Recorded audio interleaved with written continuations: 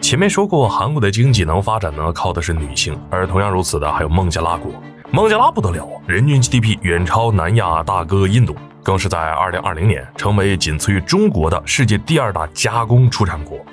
但是这些成绩呢是带血的，一个穆斯林国家又是女性当权，结果风俗业合法，当地女性不卖身就得进厂，每天工作10几个小时，月收入呢只有几百，但他们却不敢反抗，这究竟是怎么一回事呢？今天球哥就带大家来了解了解。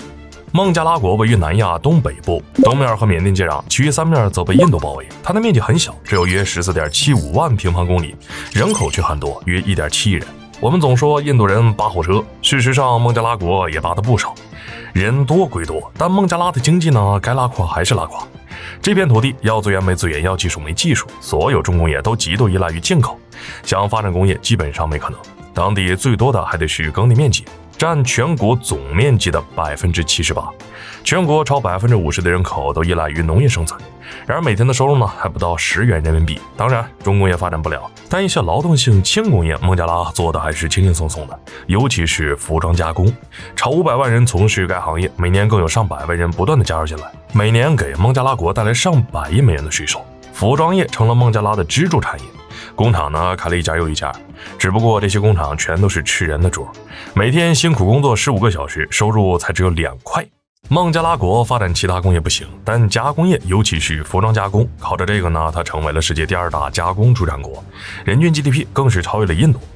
不得不说，这行业确实呢很对它的胃口。这种流水线作业不需要多高深的技术，也不需要有多高的文凭，是个人呢就能来做，而且还能承载这么多的就业人口，国家也能借此发展经济，小赚一笔，简直一举多得。结果呢也确实是这样的，国家赚得盆满钵满，但那些底层工人呢却没有人管他们的死活，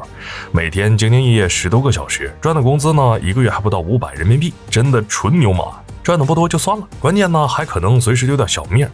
为了多赚点多省点，那些工厂呢要么随便用几块铁皮搭建起一个工厂，要么就找个废弃的楼房当做工厂，就让工人们进去办公。结果就是这些充满安全隐患的工厂时不时就爆雷。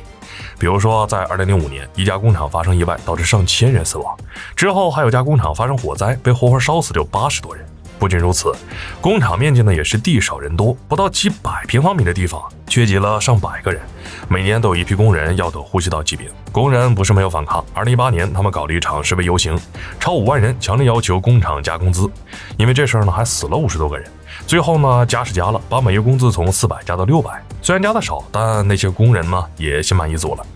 不满足不行啊，因为这些工人里呢，超80%的人都是女性、儿童。如果不去工厂上班，那他们就只能出现在妓院里。孟加拉是个很奇葩的国家，它的领导人明明是女性，但却将风俗业合法化。有数据统计，孟加拉国的妓女数量超10万人，然而绝大多数人并不是自愿要来干这个的，他们不是因为穷，被家里人逼着来这谋生，就是被拐卖来的。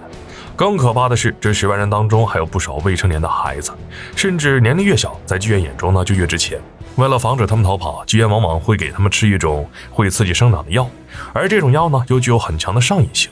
想要好好活着，就只能乖乖的出卖身体，